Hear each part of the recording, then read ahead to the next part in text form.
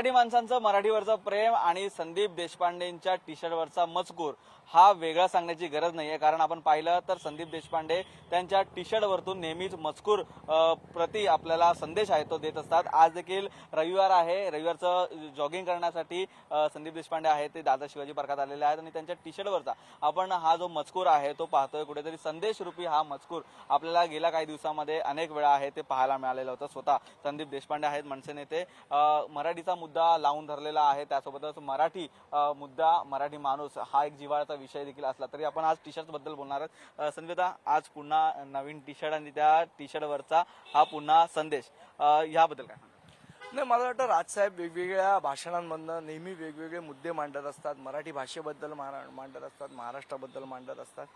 हे मुद्दे लोकांपर्यंत पोहोचले पाहिजेत, पक्षाची विचारधारा लोकांपर्यंत पोहोचली पाहिजे, या उद्देशाने हे टी शर्टवर छापून घेतलेलं आहे। हे पण सन्मान्य राजसाहेबांचंच वाक्य आहे, त्यांनी एका पत्रात लिहिलं होतं, तेच वाक्य टी शर्टवर छापलं। गेल्या वेळी देखील दुबेंबद्दल जो मजकूर होता तो याच्यावरती छापलेला टी शर्टवरती, आज हिंदू आणि हिंदीबद्दल मजकूर आहे तो छापण्यात आलेला आहे, परंतु कलर आहेत ते आपल्याला वेगळे दिसत आहेत। 3 कलर याच्यामध्ये आहेत, एक केशरी आहे, एक ब्ल्यू आणि तिसरा लाल कलर आहे।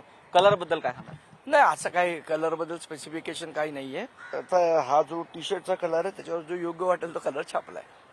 परंतु जर पाहिला तर अनेक वेळा मराठीचा विषय घेऊन आपण मैदानात उतरतात, रस्त्यावरती उतरतात, अजून सुद्धा काही प्रमाणात आहेत ते मराठी हिंदी आणि हिंदू आणि हिंदी या विषयावरून अनेक ठिकाणी आहेत, उघडपणे नाही परंतु पडद्यामागे आहेत ते असंच चित्र आहे ते दिसून येतं, बोलण्यामध्ये असेल किंवा वागण्यामध्ये असेल। काय इशारा असेल? नाही, मला असं वाटतं काही लोक म्हणतात तिथे मग ते गोल टोपीवाले त्यांना का नाही बोलत वगैरे, मला असं वाटतं त्यांना आम्हाला हेच सांगायचं की आम्ही हिंदू आहोत पण हिंदी नाही, हिंदीची सक्ती आम्ही चालू देणार नाही। दादर शिवाजी पार्कातला विषय जरी आपण पाहिला तरी कबूतरखान्याचा विषय हा दादरमधला आहे।